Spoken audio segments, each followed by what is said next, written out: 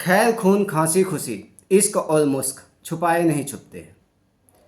दोस्तों, मैं नंद किशोर अपने सोल बुक ऑफिशियल चैनल पे आप लोगों का स्वागत करता हूं और आज आपसे एक ऐसे मुद्दे पे चर्चा करने जा रहा हूं जो आपके लिए काफ़ी इम्पोर्टेंट है।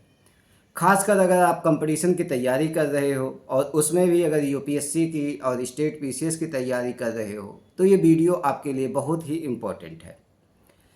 जैसा कि आप लोग जानते हो दोस्तों, खैर खैर मतलब होता है कत्था।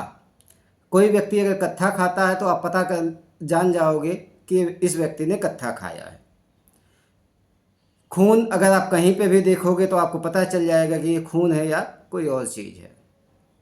खांसी, कोई भी व्यक्ति अगर खांस रहा है तो आपको पता चल जाएगा कि अमुक व्यक्ति हमारे आसपास है, खांस रहा है। कहा जाता है चोर और दाशी को फंसा देती है खांसी। खुशी आप कितनों भी छुपाए आपसे छुपती नहीं है।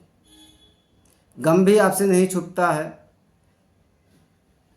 इश्क आप देखते हैं कि जो 16 साल की उम्र होती है या किसी भी उम्र में आदमी को अगर इश्क हो जाए तो वह भी नहीं छुपता है, किसी ना किसी माध्यम से सामने आ ही जाता है। और मुस्क, मुस्क का मतलब होता है डोले शोले, जो आप वर्तमान समय में चीज़ों को देख के बना रहे हो।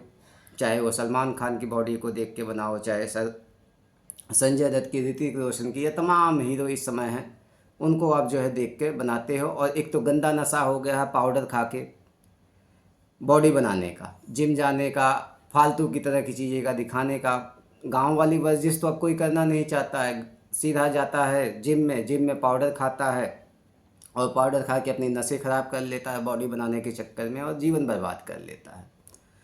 पाउडर जैसे ही छोड़ेगा उसकी जो है बॉडी फिर से उसी उसमें आ जाएगी, उसके जो मसल्स होते हैं सब लटक जाते हैं और बहुत सी बीमारियां उसको आ जाती है। किडनी फेलियर तक हो जाती है, हार्ट अटैक तक उसको आ जाता है, साइलेंट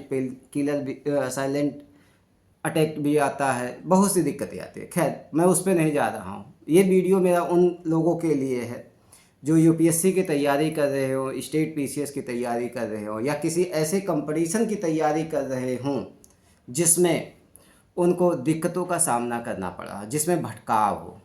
मैं आपके सामने आज एक आंकड़ा पेश करने जा रहा हूं यूपीएससी का 2021 का।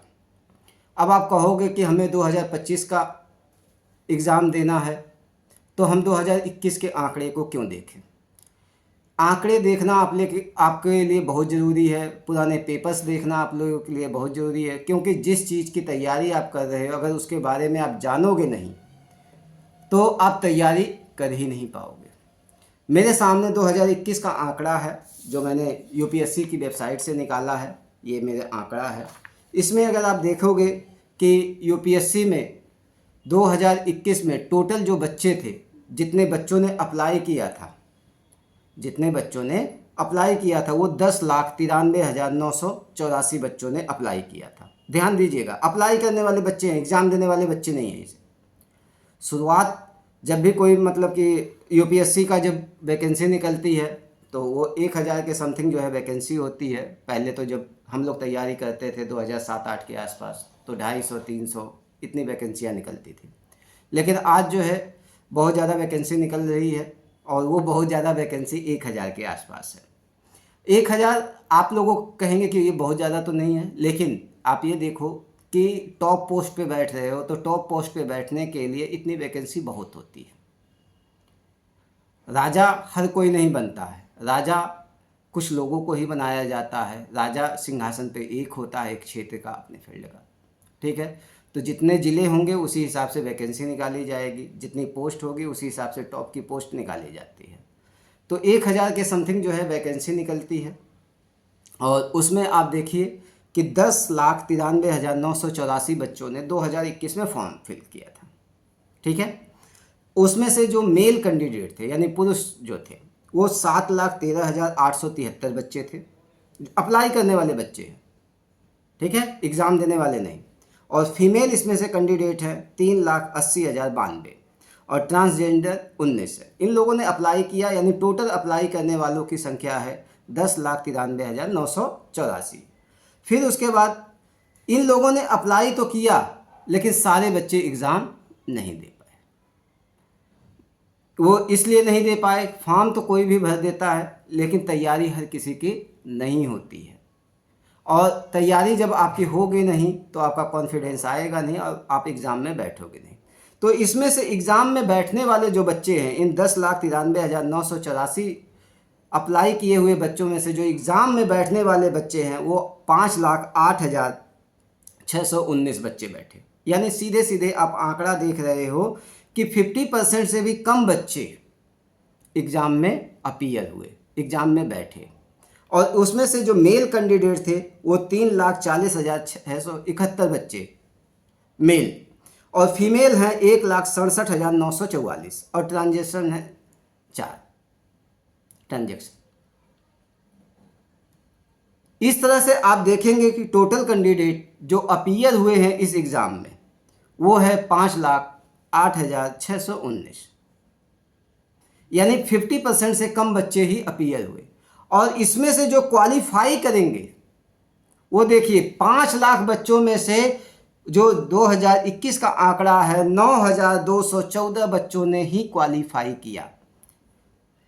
यानी यूपीएससी जो 12 गुना क्वालिफाई कराती है उसके हिसाब से आप देखिए कि 9,214 बच्चे ही क्वालिफाई किए, यानी कितने कम बच्चों को प्री में क्वालिफाई करवाया जाता है। 12 गुना, जितनी सीटें रहेगी उसका 12 गुना क्वालिफाई करवाया जाएगा। इसमें से जो मेल कैंडिडेट हैं क्वालिफाई करने वाले वो 7,855 बच्चे हैं मेल कैंडिडेट, जो फीमेल है वो 1,359 है, और जो ट्रांजेक्शन है वो 0। तो इस प्रकार से आप देख रहे हो कि मैं आंकड़े के माध्यम से आपको बताना चाह रहा हूं कि ये जो क्राउड आप लोग देखते हो कि इतने बच्चे आपके इर्द गिर्द तैयारी करते हैं, इतने लोग तैयारी करते हैं, उसमें से सीरियस कैंडिडेट आपको ज़्यादा से ज़्यादा 30,000, 40,000, 50,000 मिलेंगे सीरियस कैंडिडेट इन 5 लाख बच्चों में से जो अपीयर हो रहे हैं। ये हर साल का आंकड़ा है, यानी आपकी फाइट अगर आप सीरियस कैंडिडेट हो तो इन 30,000, 40,000, 50,000 बच्चों में ही है। हर कोई सीरियस कैंडिडेट नहीं है यहाँ पे। बहुत से बच्चे भटके हुए हैं, उनको लगता है कि तथाकथित कोचिंग वाला, तथाकथित दुकान वाला, कोचिंग को मैं दुकान बोलता हूँ क्योंकि वो अपना ज्ञान बेचता है और उसके बदले में 2.5 लाख 3 लाख रुपए फीस लेता है। और आजकल तो कुछ लोग जो है कंपटीशन के लिए इतना कंपटीशन कर लिए हैं कि 10-10 हज़ार में पढ़ा रहे हैं, 20-20 हज़ार में पढ़ा रहे हैं। आपके जेब से पैसा चाहे जैसे भी निकाल दें। तो आप देखेंगे कि ये जो दुकानें खुली हुई हैं ये कहती हैं कि आप हमारा नोट्स पढ़ लीजिए और आप आईएएस का एग्ज़ाम क्वालिफाई कर ले जाओगे। इन दुकानों से यूपीएससी कभी क्लियर नहीं होता, चाहे कितने भी बड़ी दुकान हो। कहा जाता है ना, ऊंची दुकान फीकी पकवान। जितनी बड़ी दुकान होगी वहाँ पे उतनी ही बड़ी मिलावटी चीज़ें आपको मिलेंगी। उनके किचन में जाके आप देख लीजिए, उनके किचन में आप देख लीजिए, जितना बड़ा रेस्टोरेंट है उनके किचन में जाके देखिए, आपको खाने की इच्छा नहीं करेगी, आपको उल्टी आ जाएगी। समझ रहे हैं? और उतनी ही मिलावटी चीज़ें आपको देंगे, साफ सफाई के साथ सामने आपको प्रस्तुत किया जाएगा और आपको लगेगा वाह, हम तो बहुत अच्छे रेस्टोरेंट में आज खाना खा कर आए। यही हाल हमारे तथाकथित दुकानों का है कि इतनी मिलावट की चीज़ें वो दे रहे हैं और इतनी चीज़ें आपके सामने प्रस्तुत कर रहे हैं कि आपको समझ में ही नहीं आ रहा है कि हम कैसे सही चीज़ों का सिलेक्शन करें। और उनको भगवान मानकर, ये जो तथाकथित दुकान वाले हैं खुद को भगवान के रूप में प्रस्तुत करते हैं, उनको भगवान मानकर आप क्या करते हो कि 2.5 लाख 3 लाख रुपए फीस देते हो और जैसा वो बोलते हैं वैसा आप करते हो। और असली बातें वो बोलते नहीं हैं। बहुत सौ को तो पता भी नहीं है कि असली बातें हैं क्या, और बहुत से ऐसा है कि वो जानते हैं तो इसलिए नहीं बताते हैं कि अगर हमने बता दिया तो हमारा एक नया कंपटीटर यहाँ पे खड़ा हो जाएगा और हमें ये क्यों जो है कि 2.5 लाख 3 लाख रुपए फीस देगा।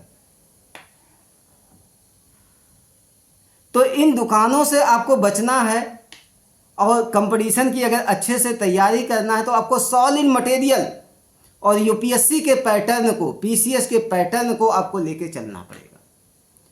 2010-11 से पहले, 2010-11 से पहले अगर आप देखेंगे तो इलाहाबाद यानी प्रयागराज वर्तमान समय का,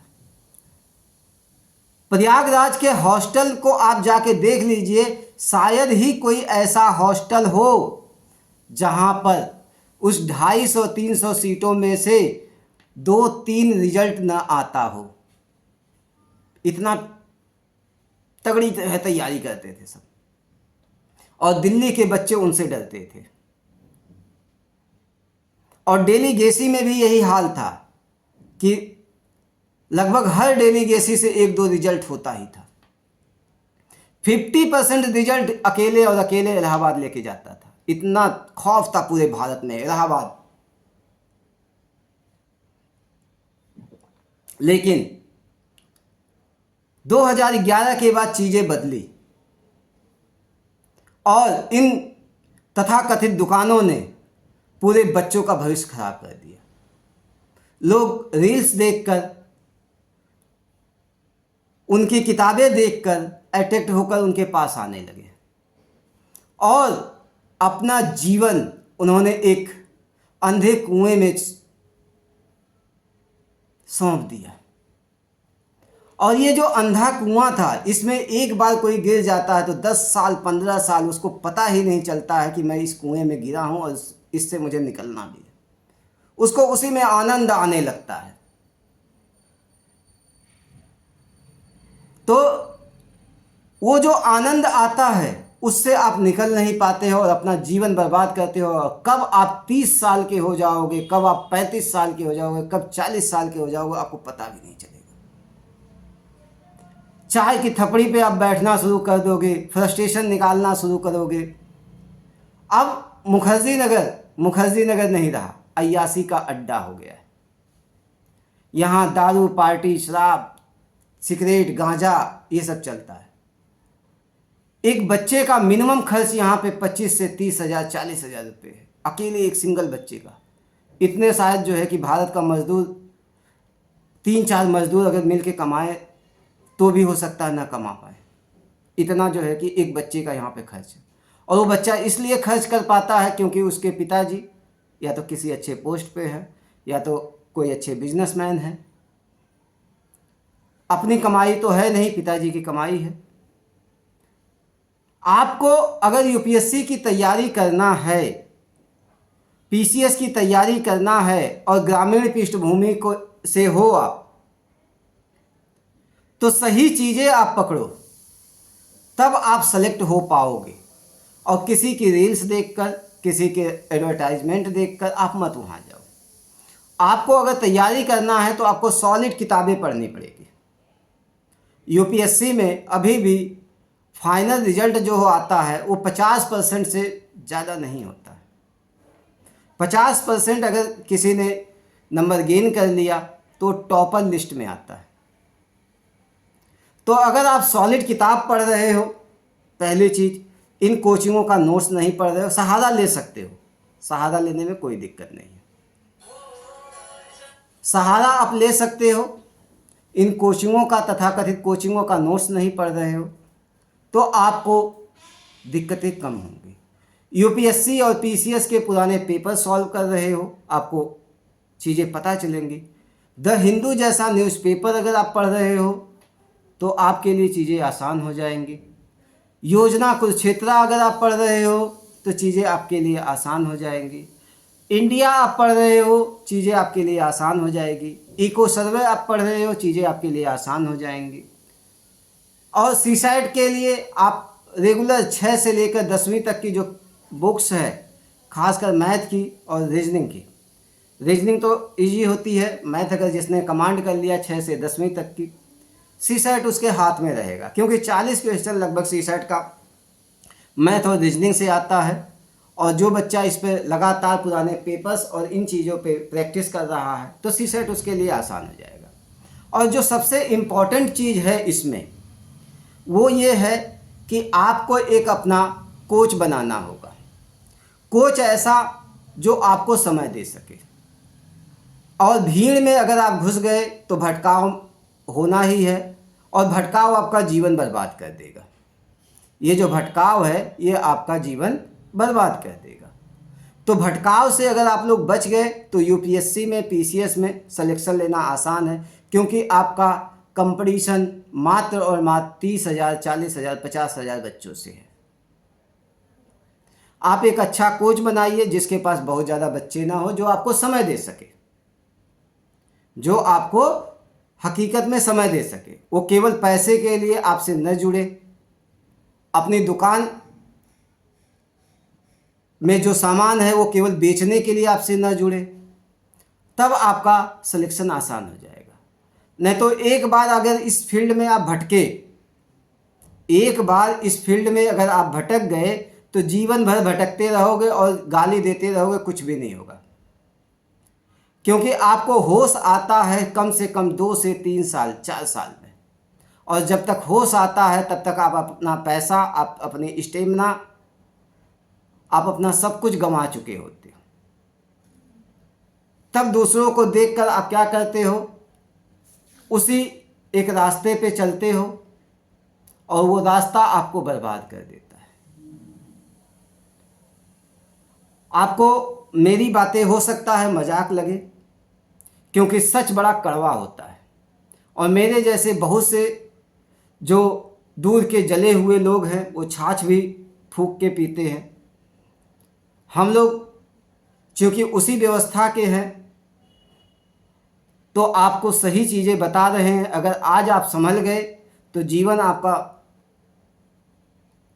संभल जाएगा, नहीं तो ये रील्स, मोटिवेशनल स्पीकर, ये वो हेन तेन आपके जीवन को बर्बाद करने के लिए, कोट पैंट पहन के मीठी मीठी भाषा बोलकर।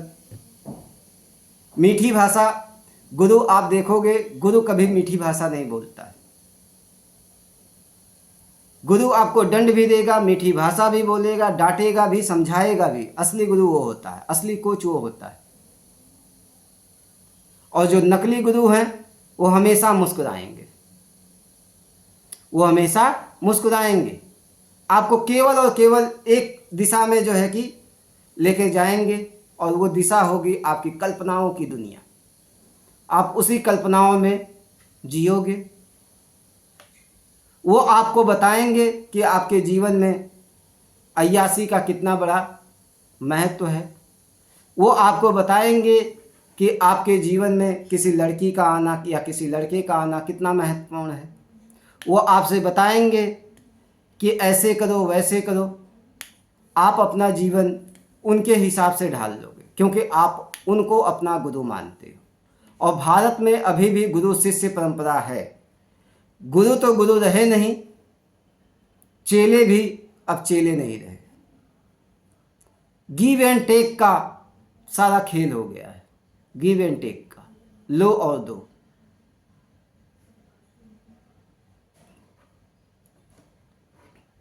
कहा जाता है ये जो फील्ड है इसमें एक बहुत ही इम्पोर्टेंट चीज़ आपको बताने जा रहा हूँ। अगर इसको जिसने अपने उसमें धारण कर लिया, जीवन उसका सुधर जाएगा। और ये हम लोग 3री 4थी क्लास में पढ़ते थे जाके। एक तो कछुए की कहानी, कछुए और खरगोश की। दूसरा कौवे की कहानी जो हम नर्सरी में पढ़ते थे। तीसरा जो चीज़ें पढ़ते थे वरदराज की कहानी। करत करत अभ्यास ते जड़मति होत सुजान, रसरी यावत जात ते सिल पे पड़त निशान।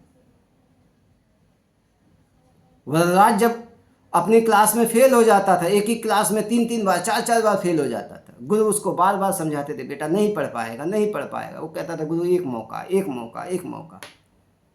किसी तरह से पास होता था, बड़ा होता गया। गुरु ने कहा बेटा हाथ जोड़ रहा हूँ, तू चला जा अपने घर। वरदराज ने कहा ठीक है गुरुजी। गुरुजी ने उस समय बावलियाँ हुआ करती थी, कुएँ हुआ करते थे, उन्होंने सत्तू बांध के दिया। कहा कि रास्ते में कहीं कुआं वगैरह मिले, लंबा सफ़र है, खा लेना। वो चला, रास्ते में उसको कुआं दिखा, वहीं पे रुक गया। कहा गुरुजी ने कुछ खाने के लिए दिया है, खा लेते हैं। जब वो खा रहा है और कुएं को निहार रहा है, खा रहा है, कुएं को निहार रहा है, निहारते निहारते उसके दिमाग में देखो ईश्वर की माया, एक बात घर कर गई, एक जगह उसके ध्यान गया। वो देखा कि ये जो पत्थर है, कड़ा पत्थर, उस पर निशान पड़े हुए हैं। और निशान कहाँ पड़े हुए हैं? जहाँ से रस्सी से कुएं की चीज़ों को, कुएं से पानी को खींचा जाता था। उसके दिमाग में एक बात कौंधी कि जब ये मुलायम रस्सी इस कठोर पत्थर को काट सकती है निरंतर आने जाने से, तो क्यों ना मैं निरंतर प्रयास करूं, बार बार प्रयास करूं, तो मैं भी जो है कि पास हो सकता हूं। वो वहीं से वापस लौटा गुरुजी के पास, कहा गुरुजी एक मौका और। गुरुजी समझ गए कि कुछ तो बात है इसमें, कहे ठीक है। बाद में चल के बहुत बड़े विद्वान होते हैं और उन्होंने ये दोहा लिखा है कि करत करत अभ्यास ते जड़मति होत सुजान, रसरी यावत जात ते सिल पे पड़त निशान। तो आप भी अगर निरंतर अभ्यास करोगे तो सफल हो जाओगे। आप भी अगर निरंतर अभ्यास करोगे तो सफल हो जाओगे। यूपीएससी बहुत बड़ी चीज नहीं है, बस राजा बनने का आपके अंदर एक जुनून होना चाहिए, और वो जुनून तब तक होना चाहिए जब तक आप अपने लक्ष्य को प्राप्त न कर लो। आप वहाँ से घर से चलते हो 2.5 लाख 3 लाख रुपए पापा से पैसा लेकर, यहाँ पे आते हो, बड़ी बड़ी दुकानें देखते हो और मन में कलबलाहट होती है कि कितना जल्दी हम जो है कि इस पैसे को निकाल के इस दुकान पे दे दें और ये दुकान वाला हमें आईएएस बना देगा। और जब तक आप देते नहीं हो तब तक आपकी कुलबुलाहट शांत नहीं होती है, मन की बेचैनी शांत नहीं होती है। और जैसे ही दिए मन शांत, अब तो हम आईएएस बन जाएंगे। और तथाकथित गुरु आपको क्लास में सिखाएगा कि हम आपको आईएएस बना देंगे। बस एक शर्त है कि पुराने बाबाओं से बचना, सीनियरों से बचना, क्योंकि सीनियर फ्रस्ट्रेट होता है, क्योंकि सीनियर फ्रस्ट्रेट होता है। ये आपके तथाकथित गुरु बताते हैं। यानी जहां से आप सीख सकते हो, सीखने की चीजों पे ही उन्होंने रोक लगा दिया। ऐसे गुरुओं को अगर कोई थप्पड़ भी मार दे तो मुझे कोई आपत्ति नहीं है। जैसे अभी 3 बच्चे डूबे और ऐसे गुरुओं पे सवाल उठाया गया और इनकी दुकानों पर प्रहार किया गया, तो ये कोई गलत नहीं किया गया। ये तो मात्र 3 बच्चों का उदाहरण है। ऐसे तो बहुत से बच्चे हैं जो आए दिन आत्महत्या करते हैं इस फ्रस्ट्रेशन में आकर। चाहे वो कोटा देख लो, चाहे आप दिल्ली देख लो, चाहे लखनऊ देख लो, चाहे इलाहाबाद देख लो।